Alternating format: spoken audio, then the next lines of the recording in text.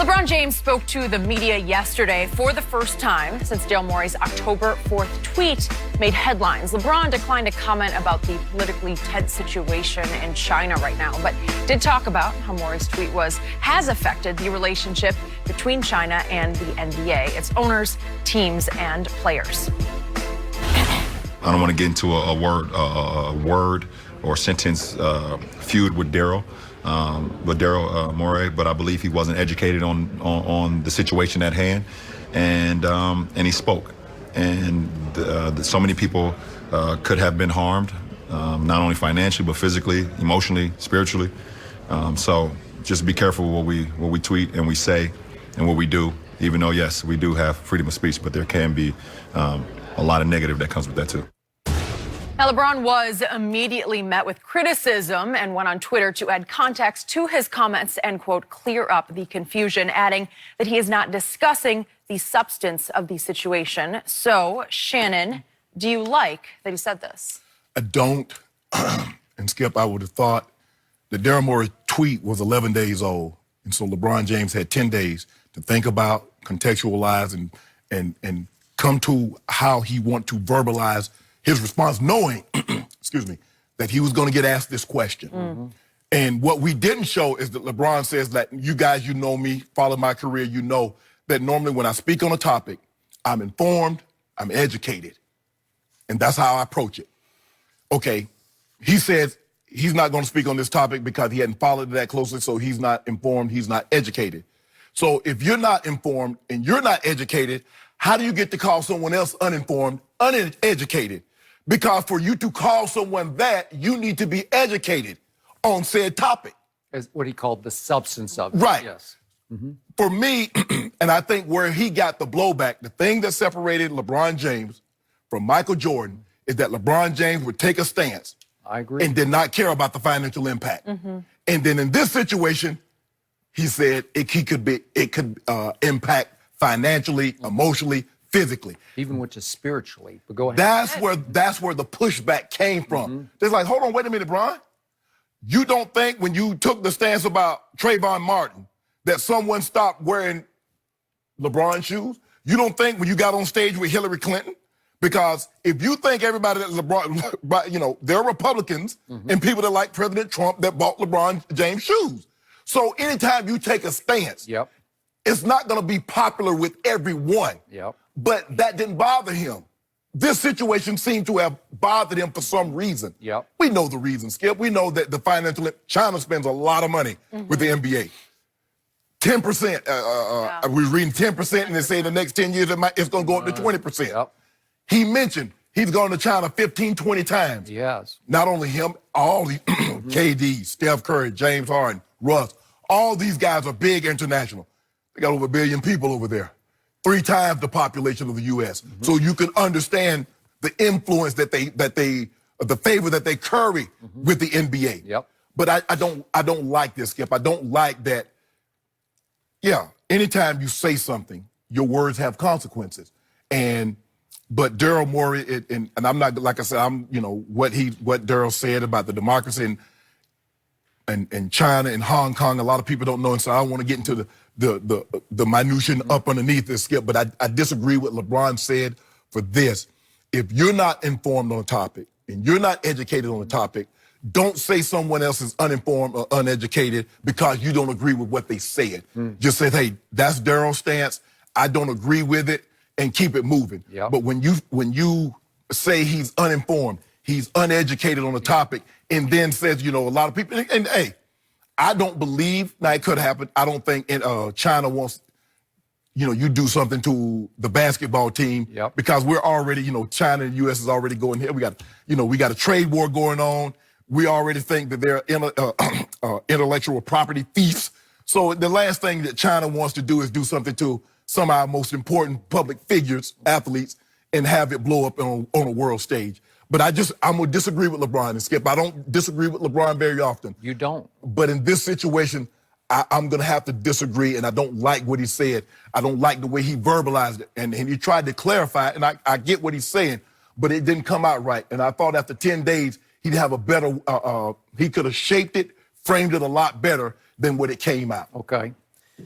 for once, ironically, I see what LeBron's trying to accomplish with his statement and then his clarification tweet. And the problem here is everyone got thrown onto an incredibly slippery slope. Correct. And it's made of hypocrisy because anything you say, wait a second, you're speaking out of which side of your mouth on that issue, right? Okay. So to me, what LeBron was doing was speaking for a bunch of players, and this is the part I liked about it, who were so angry with Daryl Morey for tweeting what he did just ahead of their trip to China. Right. Because LeBron's point was, you could have waited a week. Just wait until we're done to take your stand about Hong Kong. And he's trying to say, you made it so hard on us because you messed with our money. Right. Right? That's what happened. Bottom line, Daryl Morey sort of unwittingly, I don't think he was thinking, what could I wreak here? Right. What havoc could I wreak? But he messed with LeBron's money and all the players' money. Am I right? He did, but let me ask you a question. If he waits a week, if he waits a month, does he still not mess with the players' money? Maybe long term, but they were upset because they got thrown into they were going to have to answer fire. questions. Yes, where they're saying we don't know enough. Right. And again, I certainly don't know enough. I don't know if you know enough to talk about the substance of what's going on Hong Kong versus China. I don't. Yeah. And LeBron saying I don't know enough, so I'm not going to take a stand on that. And the players were all offended that they got thrust into this position of having to comment on an issue they don't understand, that doesn't affect their day-to-day life, right? So LeBron is speaking not only for a lot of the players who wanted him punished. They wanted him punished. I don't know if that'd be suspension without pay, whatever, hurt him where he lives, right? But LeBron might have even had the blessing of the commissioner on this one. Right. Because he's trying to mend a fence. He's trying to say, as the greatest player we have today, the guy, the most visible, the most popular player we have today, he's trying to send a message back to China. Hey, one of our own messed up here. He was, however you want to say it, he was not educated enough. He was misinformed. Right. And we're sorry about this, China. It's not our fault. It's his fault. Right. Okay, that's what he's trying to send the message. But let's not pretend we do know what's going on in China. Okay. Without getting into the details, we understand that. Okay, fine. But like you said, Skip, you're talking out both sides of your mouth now. Okay. So now we had Tillman Fertitta, the owner of the Rockets, immediately condemned the tweet, which was deleted, but it was up long enough. It's too late. It's gone. Screenshot it. But he condemned it to the point that he said, we're not a political organization, the Houston Rockets. Well, how about the Spurs? How about the Warriors? Are they political organizations? Because their head coaches have very strong stances. They have heavily criticized the President of the United States. Freedom of speech. And again, Adam Silver says our league is built on freedom of speech. I'm great with that, but there are ramifications to all of this. For that. So now let's take it back to what the NFL went through with Colin Kaepernick. I was 1,000% behind the spirit of his protest, the reason for his protest. But initially, a bunch of the owners are like, is he going to mess with our money? Yes. Because he's choosing not to stand for the national anthem. And maybe some of our sponsors, if not our fans and our viewers, will take that personally. Right. You don't love the United States of America because they won't get the spirit of the protest, the actual meaning of the protest.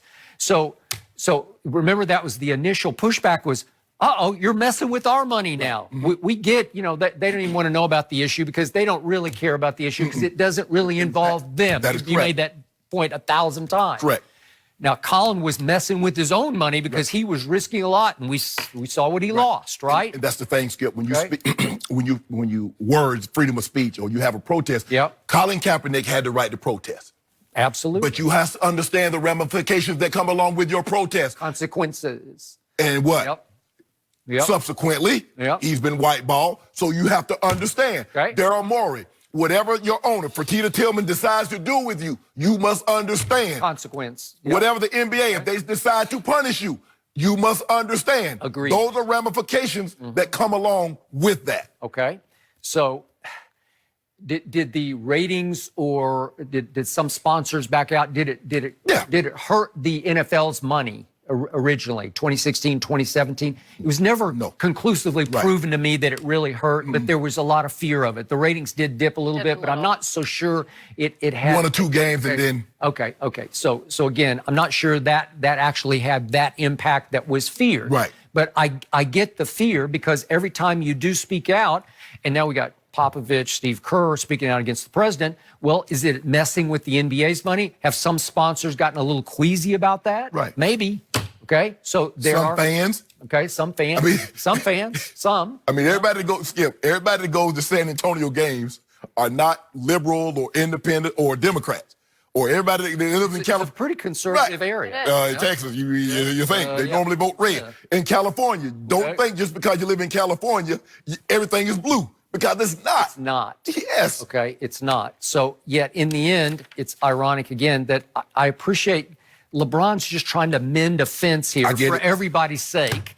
And I'm not sure it's going to be successful because LeBron can be very outspoken. Yes. And sometimes I think he messes with his own money because he takes some stands that some people are not going to like, who are not going to buy his shoes or his products that he endorses. And that was my point, Skip, is I think LeBron should know full well with the stances that he's taken on a lot of issues. Yeah. It's kind of like when, he takes a stand against police brutality. If somebody say, LeBron, you're not informed, you're uneducated, you're like, come on, bro. I mean, really? But he says topics that he normally talks about, he's very passionate about. Yeah. Well, because he says, I'm not read up on this, I'm not versed in this. Not to say that he's not concerned about what's going on over there. It's just that, Skip, I haven't read up on this. I don't know. I'm getting ready to start a season. My mind, my grind is somewhere else. And so I